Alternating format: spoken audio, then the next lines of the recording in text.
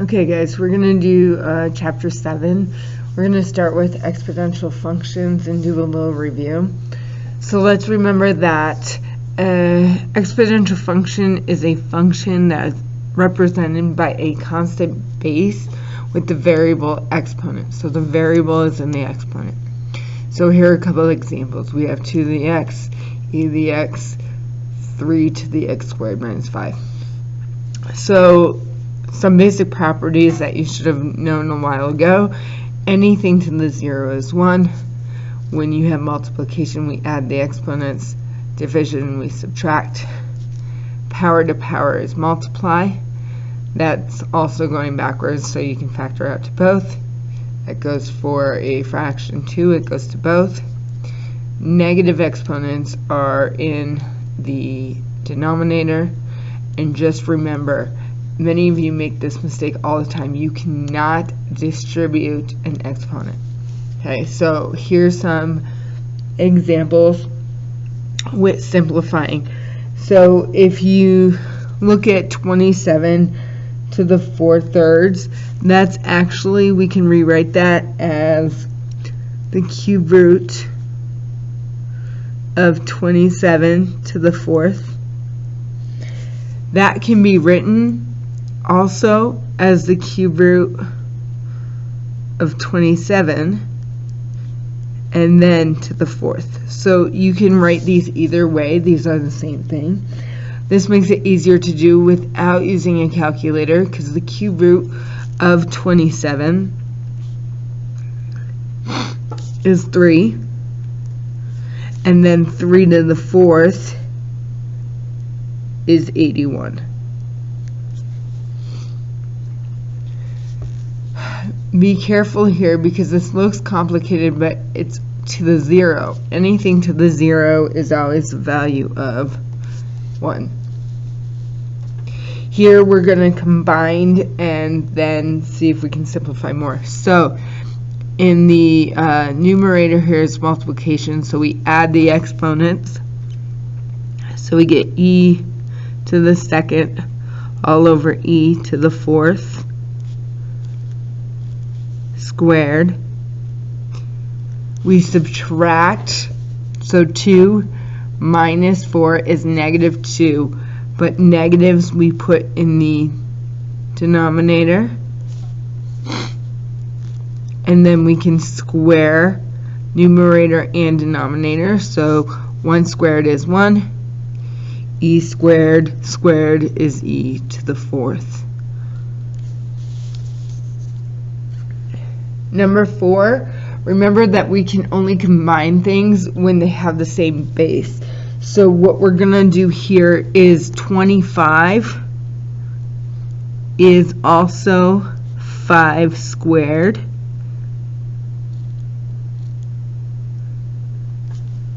Okay. And then I can do that power, so we still have 5 cubed times 5 to the negative 4. And multiplication, we add the exponents, which is 5 to the negative 1st, and negative exponents are not simplified, so it's 1/5. Okay. Solve 9 to the x equals 27. So 9 to the what is 27? 9 times itself will not get to 27, but what is a factor they both have in common? They both have 3. So 9 is 3 squared, and that's going to be to the x, equals 27 is 3 cubed. Okay, so power to power, we get 3 to the 2x equals 3 cubed. Now that they have the same base, we know that their exponents equal. So 2x equals 3, so x equals 3/2. Okay. Alright, get out your calculator because we are going to look at these graphs. So I'm going to do them one at a time just so we can plot them correctly. So our first one that we're plotting is 2 to the x. I've got to change my window. I'm going to change my window to what I see here. So my x's go from -4 to 2, and my y's go from -1 to 6. Alright, now this looks like it.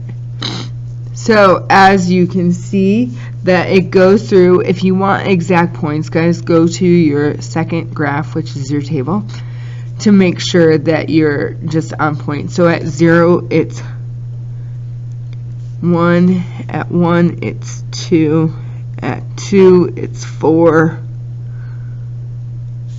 Okay, and it goes here. We're getting really, really close to 0, but we are not. You're not touching. I'm going to change colors when I graph the other one. The other one is 5 to the x. Okay, hopefully we're seeing that it still goes through 0, 1, but it's going up steeper, and I can show this with the table. So 0, 1 is still the same, but at 1 it is 5. At 2 it's going to be way up here, and it's still getting close to 0.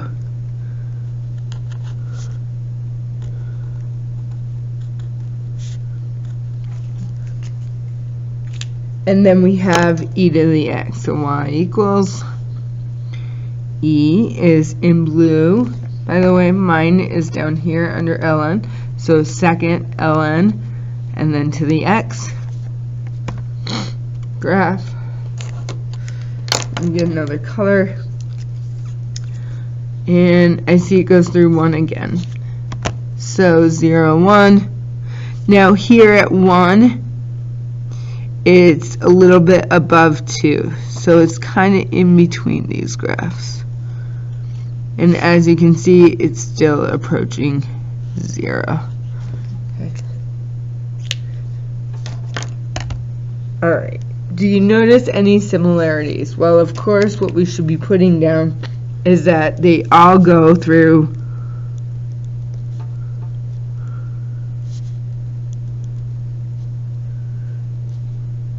0, 1, and they all have an asymptote of x equals 0. Not x equals 0, y equals 0. Sorry, guys. The asymptote is the x-axis.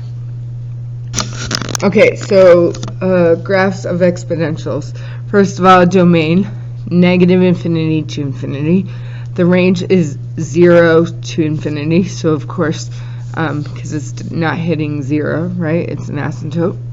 There is always a horizontal asymptote, so be careful. Now, is it always going to be 0? Technically not. Depends on what's in the added on to it at the end. We'll discuss that in a minute. The graph will always be continuous, increasing concave upward. Okay? So it's always going to be concave up. The y-intercept is at 0, 1. And another key point is 1a. So that's when a is greater than 1. So 2, 5. So if this was -2 for a base, this would not follow this. Alright. Let's talk about e. The letter e is used as a base and is not an unknown. Okay, it's a number. It's a natural base. It's a number that always occurs, like pi. In most common base, it is the most common base in calculus because the function with the base e is easier to differentiate and integrate than functions with other bases. And you'll see that in 7 too. So without a calculator, we are going to try to sketch the graph. So remember what we know about our functions, our exponentials. So from here, at 0, we always get 1, right? So e to the 0 is 1. we have an asymptote at y equals 0. So it comes down, and we know it comes up. So e to the first, well, e is 2.718. So we know at 1 it's about 2.5. Okay, so that's a good way to sketch it. Okay, so we're using adjustments from here to find f of x equals e to the negative x plus 1. So we have to talk about our transformations. What does a negative x do? Well, if you remember, that reflects